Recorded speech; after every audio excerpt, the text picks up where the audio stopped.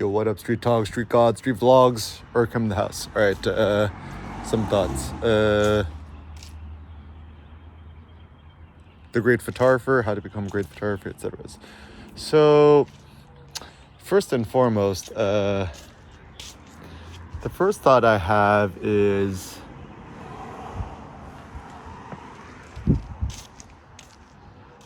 perhaps at the end of all of this, the ultimate privilege is simply to become and strive to become a great photographer, the greatest photographer, etc. Now, what does this mean? First things first, right? You could strive with all your might and power and intelligences and monies and efforts to become the greatest of all time. However,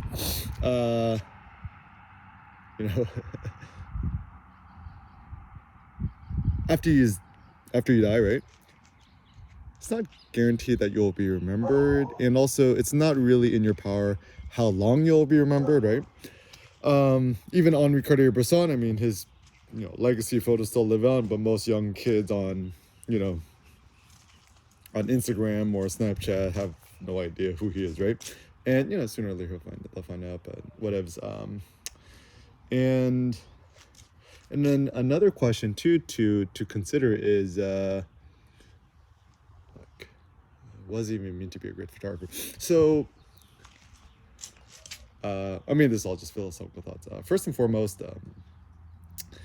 it seems the best strategy is to stay inspired to make photos until you die at age 120, right? That's the first thought. The second thought is, making great photos, right? However you consider that, whether composition, just being able to, the world is a super huge place, right? Like, can you imagine? It's like all these places you haven't been to. I haven't been to Morocco. I haven't been to Lagos. We on Bezos trips to Lagos, right? So much of Asia, South. I haven't even been to mainland China yet, right? Like, let's consider I've been to a lot of places in America, but I haven't seen all of America. I haven't even stepped foot in South America yet, Africa, a lot of Eastern Europe. So even if you was a quadrillionaire, had a private jet, private whatevers, you try to travel the rest of your life on the road and make photos and stuff like that. Morning, you couldn't hit all of it. So that's an optimistic thought, right? So I think the best photographer would be the most portable photographer. Some tools that certainly help is having an iPad Pro, the small one, not the big one. I think you get the big iPad. It's like use anti-Steve Jobs. It's like use not a real one. You get a pencil. It's like that's a stylus, bro. You get a keyboard. I'm like use not innovative. Just get the small one. No case. No BS. The M2 chip, whatever chip is newest. I'm used to using the iPad Pro M1. Don't have a case on it. Cases off losers, right? And honestly, all your stuff in a break and chipped and cracked in a year or two anyway. So hashtag no case lifestyle. It's kind of like got a raw dog it. Like my friend Kevin says, like the Novu sense of privilege now is to strut around with a new iPad Pro or iPhone Pro with a no case. It's kind of like, how like Asian people, like your mom or old Asian people, they like buy nice ass furniture, nice ass couch, they wrap it in plastic, right? It's like, what? It's like yeah. Anyone who has a screen protector, I'm like, use la me lame. Okay, but anyways, so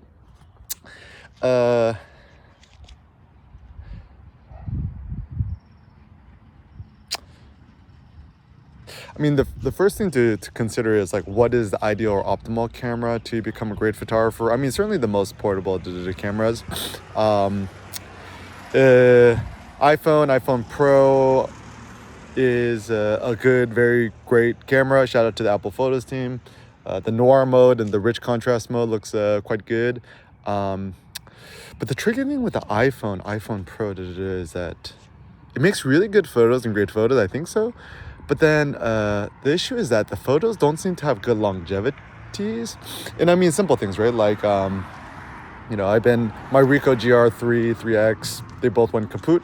And so I was just like, oh, fucking like, can't be bothered buying a new one. So I busted out my old Lumix G9, and then I actually updated the firmware. I'm like, oh, it's a firmware update. It's a good thing. And then I have this like pretty big, heavy, Leica Lumix 12mm 1.4 lens, which is like a 24mm equivalent. And then there's this like in-camera JPEG dynamic monochrome mode and extra high contrast and grit. And I actually really like the way the photos look. I think they look great. And looking at that in the iPhone Pro Max Pro's photos, the Lumix photos look at least 100,000 times better or more interesting. But still, like, I mean, I'm gonna speak just generally. If you just want to become a great photographer, just get a Ricoh GR3X camera. Mine, I mean, I put over like, 1 million actuations on it, and it doesn't even turn on anymore. I think I broke it or something. It doesn't even charge anymore. And it's like, you could send it in, get it fixed. It costs like $400. I'm like, just buy a new one.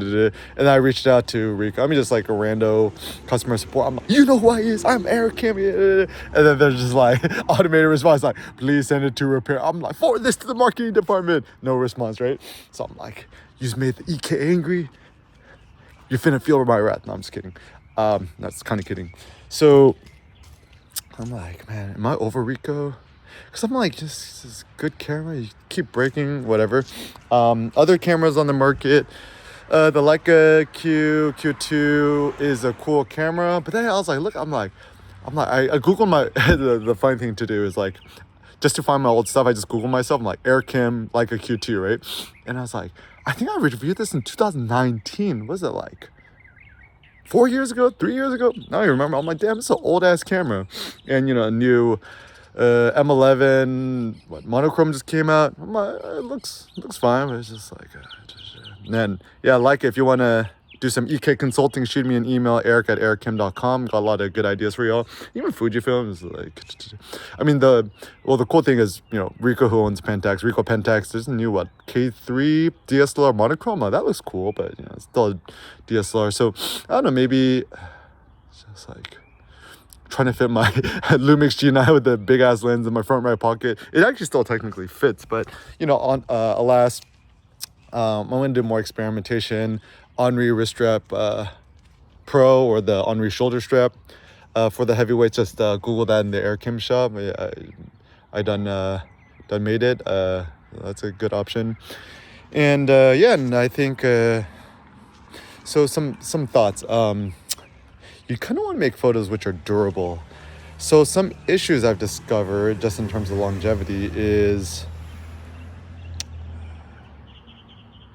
so hosting is still a big issue. So I'm, self-hosted, my website, whatever. And my server has like a 1 million file cap, hard cap. And I've had my website blog server thing, FTP, since like 2010.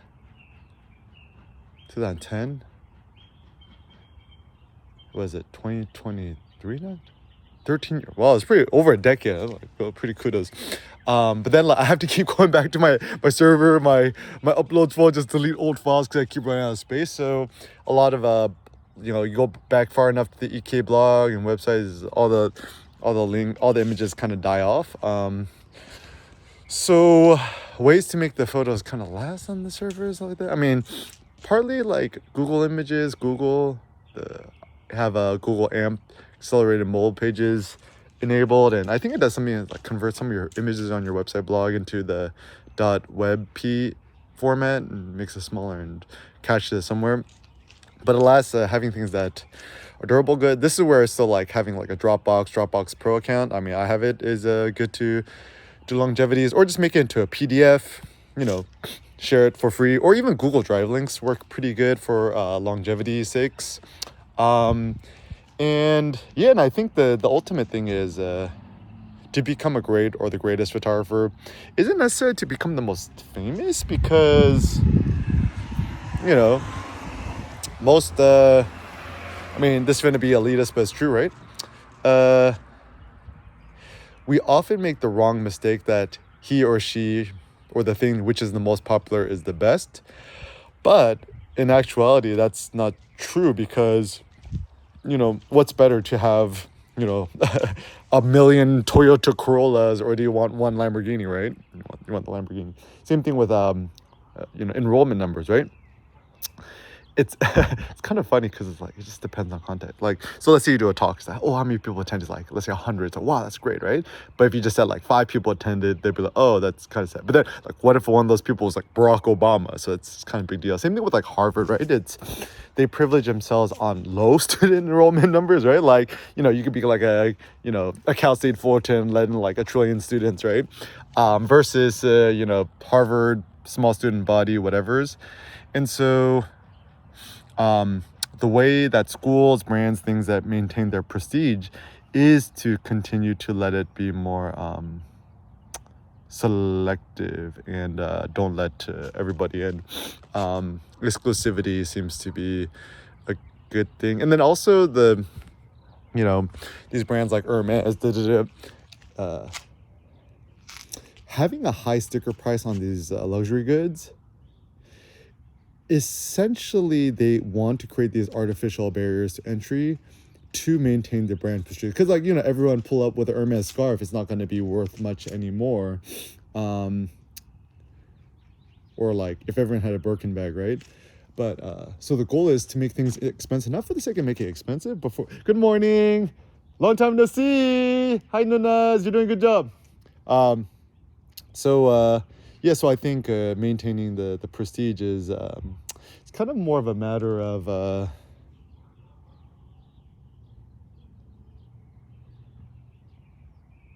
exclusivity, right?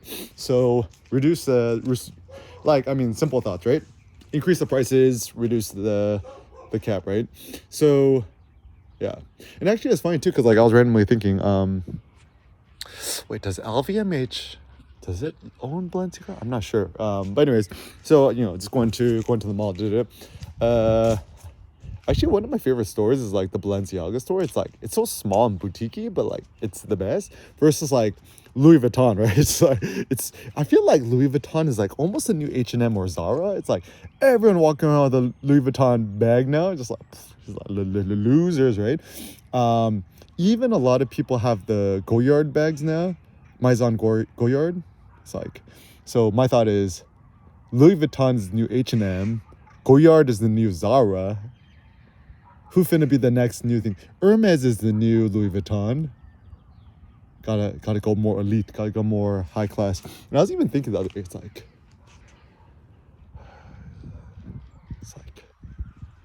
now that I got a kid, right? I'm like, can you make a more elite flex car than even a Lamborghini Urus Performante? Because like now you're a kid, right?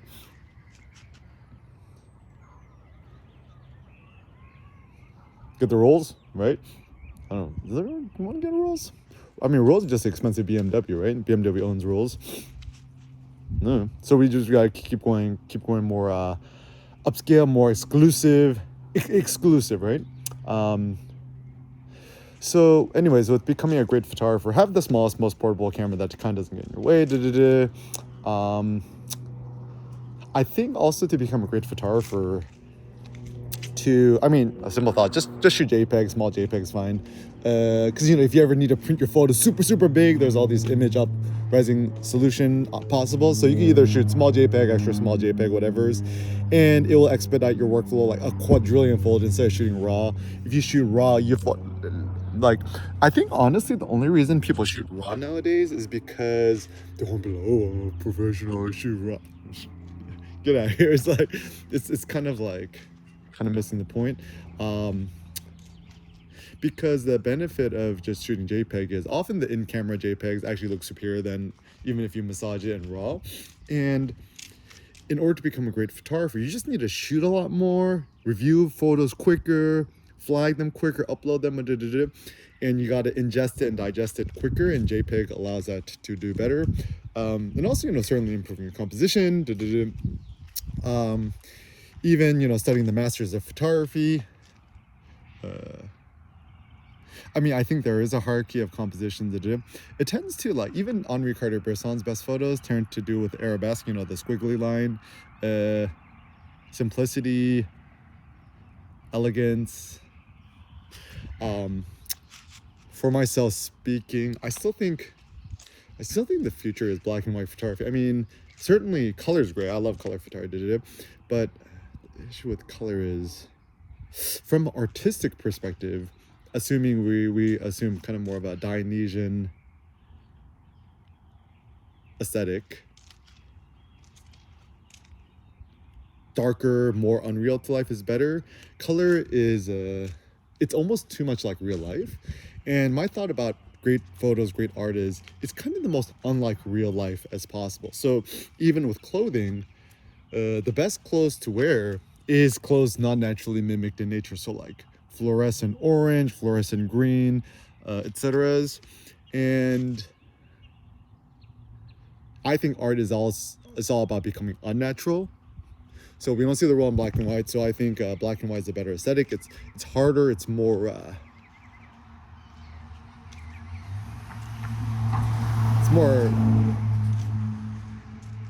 yeah, Dionysian. I like Dionysian, right? Philosophizing about the ethics, aesthetics, and yeah, and also like just strategizing your life where you could travel more, be on the road more, and yeah, just be less tied down. And like, I feel like people's not intelligent about the. It's like, what do you strive to buy a house, buy a car? It's like y'all so basic, right? It's like no, like rent or just squat your mother-in-law's house, and use all your money, time, and efforts instead. To travel the world and to be on the road. Even if you live in the burbs, just drive around your car. Just take along your camera wherever you go. Put in your glove compartment. Put in your cup holder when you parked. Shoot photos. But anyways, Google Air Kim News. Stay updated and more turbo thoughts on great photography. How to become a great photographer.